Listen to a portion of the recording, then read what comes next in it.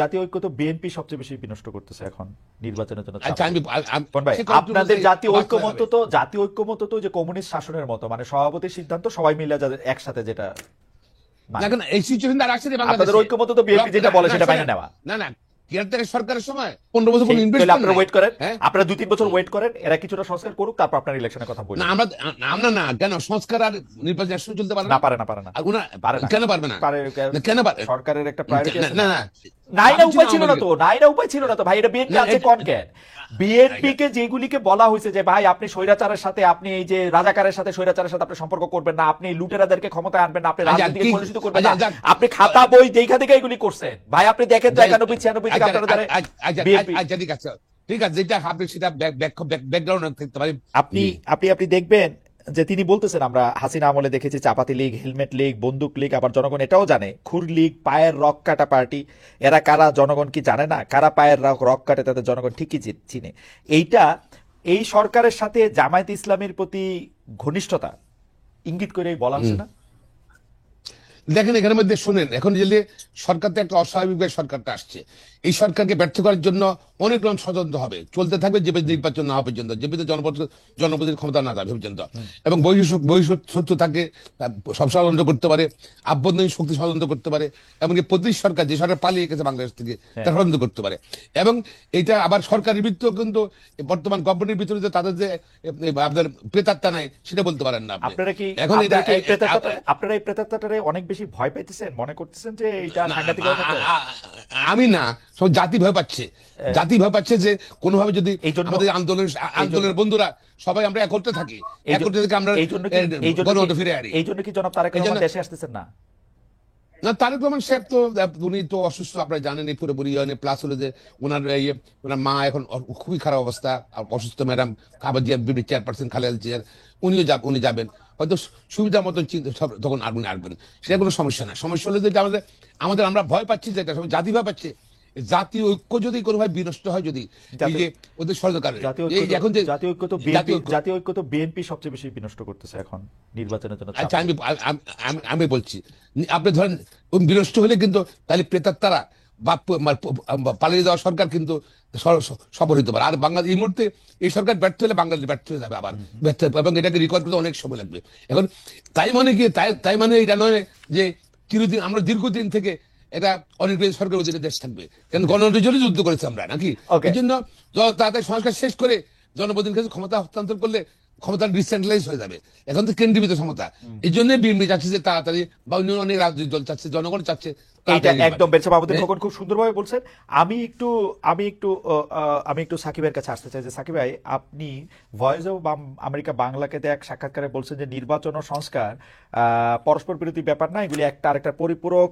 মানুষ যেমন রাষ্ট্র ব্যবস্থা বদল চায়, আবার একইভাবে নির্বাচনের মধ্যে গণতান্ত্রিক অবস্থায় প্রবেশও করতে চায়। পাশাপাশি আমরা প্রশ্ন করতে চাই তাহলে এই পাশাপাশি দুইটা জিনিস যেটা আসলে পরস্পর বিরোধী না, তারা কেমনে পরস্পর বিরোধী হয়ে দাঁড়াইলো? এর জন্য আপনি অন্তর্বর্তীকালীন সরকার, বৈষম্য বিরোধী ছাত্রদের এবং বিএনপির মতো বড় দলের অবস্থান, কার কিরকম অবস্থান আপনি এরকম দেখেন? হ্যাঁ, কিছুটা পরস্পর বিরোধিতার একটা রূপ নিচ্ছে সময়, এবং রাজনৈতিক প্রতিপক্ষতা একটা শুরু হয়েছে একে অপরের সাথে। নানা ধরনের রাজনৈতিক যে একটা পার্থক্য, দ্বন্দ্ব তৈরি হয়, সেটাও তৈরি হয়েছে। তবে সেটা নির্বাচনকে কেন্দ্র করে কিছুটা হবেও, মানে নির্বাচন তো সবাই একপক্ষ হয়ে যাবে না। কিন্তু আমরা যে কথাটা বলেছি যে রাজনৈতিক একটা ঐক্য কিংবা জাতীয় ঐক্য আমাদের দরকার, কি অর্থে?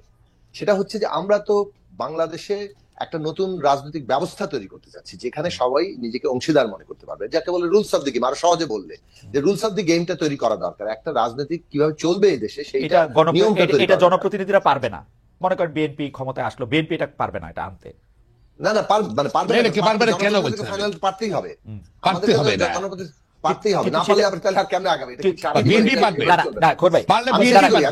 আমি সাকিবের যেটা জানতে চাইতেছি যে আপনারা যে সংস্কারটা চাইতেছেন সেটা ইউনূস সরকারের কাছে কেন চাইতেছেন, এটা নির্বাচিত সরকারের কাছে কেন চাচ্ছেন না? আমি নির্বাচিত সরকারের কাছে কেন চাইবো না? নির্বাচিত তো আমরা হতে চাচ্ছি বলে তো আমরা নির্বাচিত সরকারের কাছে চাইবো না। আমি যে কথাটা বলছি যে আমরা এই যে রুলস অফ দি গেমটা তৈরি করার জন্য আমাদেরকে ঐক্যবদ্ধ থাকতে হবে। এটা হচ্ছে ঐক্যের জায়গা। আর সেইখানে তার মানে সব আদর্শ সব একাকার হয়ে যাবে, সবার কর্মসূচি এক হয়ে যাবে, তা তো না। ফলে পরস্পরের প্রতিযোগিতা প্রতিদ্বন্দ্বিতাও থাকবে। এখন এই যে থিন লাইনটা, যে একটা রাজনৈতিক ট্রানজিশনের ঐতিহাসিক মুহূর্তে জাতীয় ঐক্য বজায় রাখা, আবার পরস্পরের মতাদর্শিক রাজনৈতিক কর্মসূচিগত যে পার্থক্য আছে সেটাও বহাল রাখা, এই দুটো জিনিসকে একসাথে চালিয়ে নিয়ে যাওয়ার যে মানে চর্চা, সেটা নানান ক্ষেত্রে ব্যাহত হচ্ছে, এবং সেই ব্যাহত হওয়ার মধ্য দিয়ে এখানে পরিস্থিতি কিছুটা উত্তেজনার দিকে যাচ্ছে।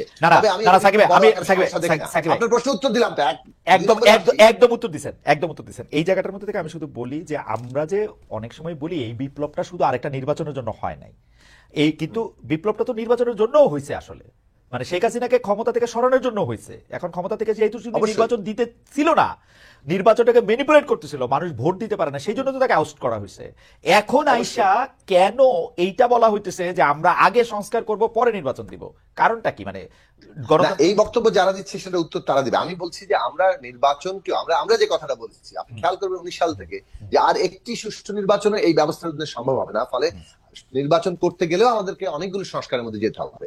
আমরা যেটা বলেছি, অন্তর্বর্তী সরকার সংস্কার প্রক্রিয়াটাকে ফ্যাসিলিটেট করবে। এই যে যেমন সংস্কারের প্রস্তাব তৈরি হচ্ছে, ন্যূনতম জাতীয় ঐক্যমত্য তৈরি হবে, কোনগুলো নির্বাচনের আগেই করা সম্ভব, কোনগুলো সংসদ মানে একটা নির্বাচিত সংসদ লাগবে, সেই সংসদে যেগুলো যাবে সেগুলো আগে আমাদের মধ্যে কোনো রাজনৈতিক ঐক্য চুক্তিনামা কিংবা কোনো আইনি বাধ্যবাধকতা তৈরি হবে কিনা, এগুলো অনেকগুলো প্রশ্ন আলোচনা। কিন্তু সাকিব ভাই, সরল প্রশ্ন, এই সাকিব ভাই সরল প্রশ্ন, সংস্কার কমিশন গুলিও কেন এই সরকারের করতে হবে? আসলে কি এই সরকার আইন শৃঙ্খলা পরিস্থিতি ভালো করে আনবে, লেভেল প্লেইং ফিল্ড তৈরি করবে, নির্বাচনে মানুষকে অংশগ্রহণ করতে ডাকবে, মানুষ নির্বাচনে অংশগ্রহণ করবে, যারা নির্বাচনে পাশ করে যাবে তারা এগুলি করবে। সহজ না হিসাবটা?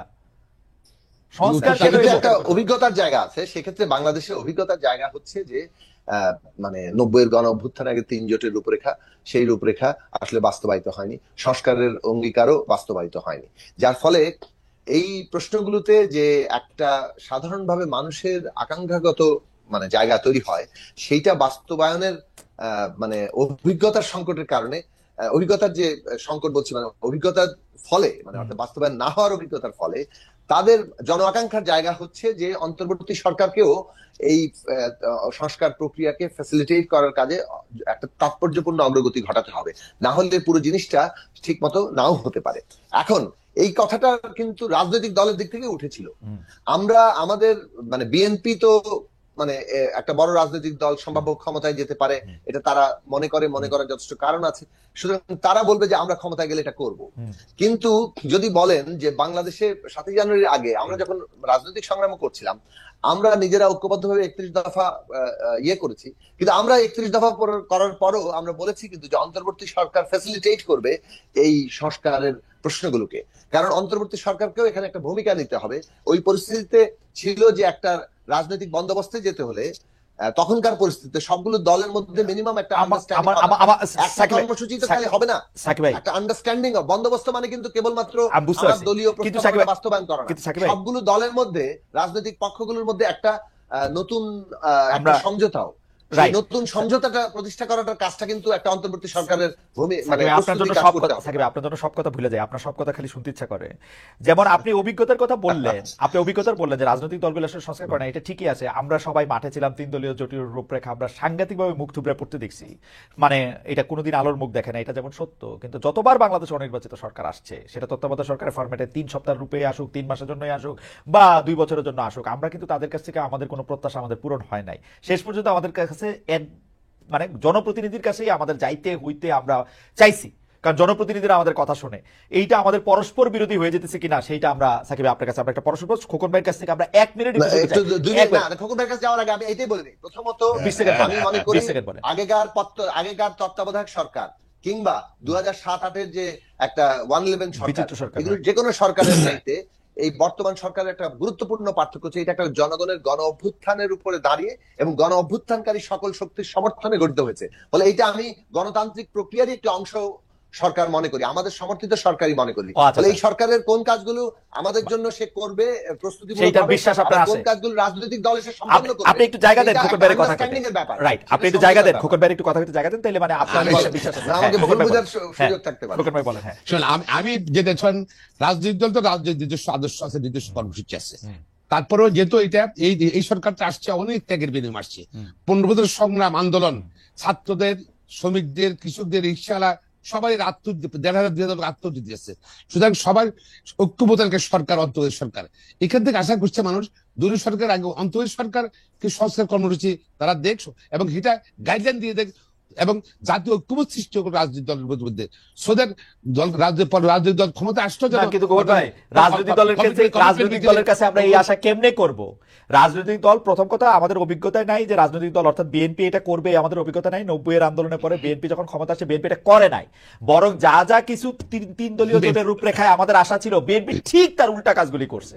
দেখেন আপনি বলেন, আপনি শোনেন, বাংলাদেশে পার্লামেন্ট ফরম গভর্নমেন্ট, হ্যাঁ, সংসদীয়